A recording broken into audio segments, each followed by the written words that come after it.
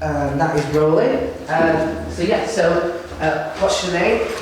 My name is Evaldas Karosas, and I am from Lithuania originally. And we are in Cloud Spotting Festival, and we just did a gig for Whipplash, which was organized by Maisie, who was here before me. Okay, fantastic. 10 minutes ago. And how would you describe yourself? Myself as I'm an immigrant. I'm an immigrant, and I do comedy in UK. That's basically like how I would describe myself right now. Okay. And my accent is more memorable than my act. That's also. Okay, fantastic. So you do comedy in the UK. Did you do comedy in Lithuania? Yeah, I did like 9 gigs, but in Lithuania you have 1 gig a month.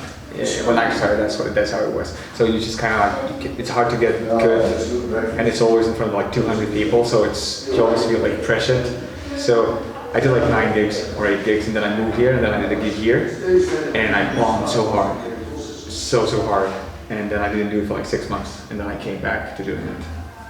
So what is it that drew you towards comic performance rather than say poetry or acting? Always. I feel like first of all it's the stage, because the stage is something that is like attracts me. I used to do like theater when I was younger, but why is it comedy? I think comedy is because comedy is the only medium where you can express the thoughts that you had, and you have to listen, because they're there. It's like they have to listen. Oh, look what he thinks. I like that. Maybe it's just like me liking people listen to me. But again, why can't you get that from any other form? What is it specifically about making people laugh? I think comedy is way harder than poetry. Oh well, in my perspective, I feel like harder the way that like when you do poetry, no matter how you do, you can always say that, I did it as I wanted. But in comedy, if you don't get laughs, you cannot say you did well. Like I feel like that's just because it's hard. I feel like it's more rewarding. So do you think that there's a certain amount of crafting, because you say you put like your own thoughts and feelings into it? Do you craft what you think and what you feel around a humorous, way of putting it, or by the nature of comedy performance, does that mean that there's certain things that you can't talk about because they're not humorous?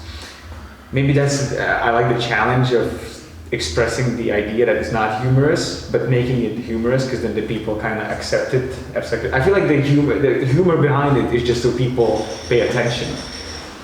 If I could do comedy without any humor, I would still it wouldn't be comedy, obviously. But I would still kind of like the fact that people are listening.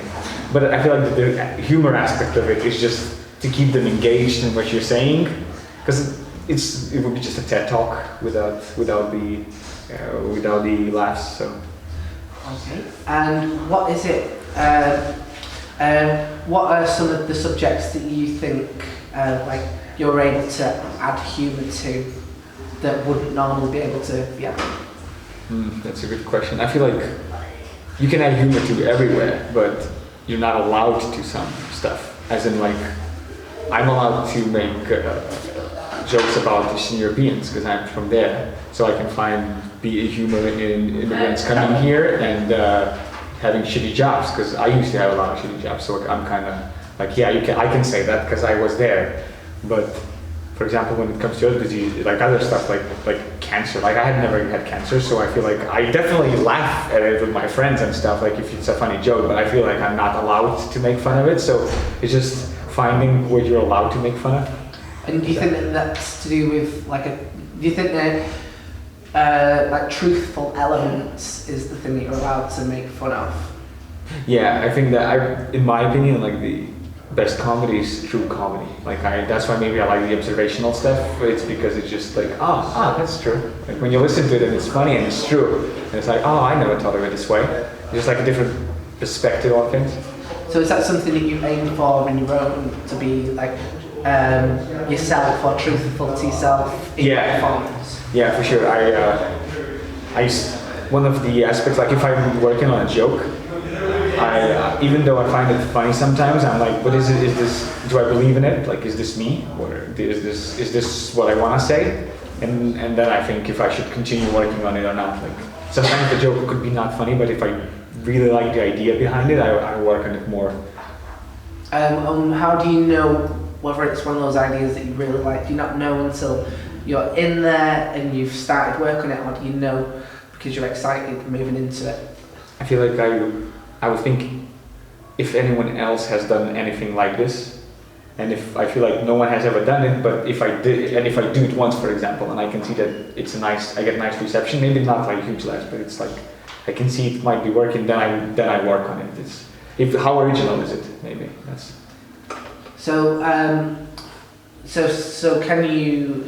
So there's instances where you've decided not to continue with an idea. Yeah, I definitely have some ideas that I think are. Like, I've tried making them work, but I don't think I have enough skill to make them work. For example, I had the joke about like Jehovah's Witnesses. I'm not gonna get into the joke, but like it's just that I was working on it for so hard. It's about how it's just the main idea is how we get angry at Jehovah's Witnesses when all they do is just trying to save us from hell. Like where we mean just like a nice thing, but I kept trying to make it work, and I would get like simple laughs, but it never went well. So I'm just keeping it for the future, maybe. So what is it? So you said like kind of get better. You're not skilled enough. So what is it like specifically that you think you can hone that would help you craft comedic ideas better? I think just the basic writing skill is just how you portray the premise. Like if you make the premise clear enough, and then you have a punchline that's funny and obvious, and then they act out and stuff and the tags, then like the whole just technical aspect of it, I feel like that's where I lack, and I feel like maybe in 5 years if I continue going at it, it's just gonna become easier, and maybe I'll find how to do it. So do you think that by adding like a technical, like by looking at it technically, you can become like more proficient as a comedy performer like yourself? Yeah. Oh yeah. I think. But do you think that by making comic performance more technical, that takes away from some of the enjoyment or some of the spontaneity of what you do? I think it's Mark Norman who said it. Keep your set tight and loose. Like keep your jokes tight, but the set loose. So I feel like that's the answer. Is like I would like the joke to be tight, but in between the jokes, or if something happens, then that's when you get loose. But like the technical aspect of it is just the joke itself. Okay, fantastic. And what is it that you get out of comic performance? In terms Dopamine. Dopamine and serotonin.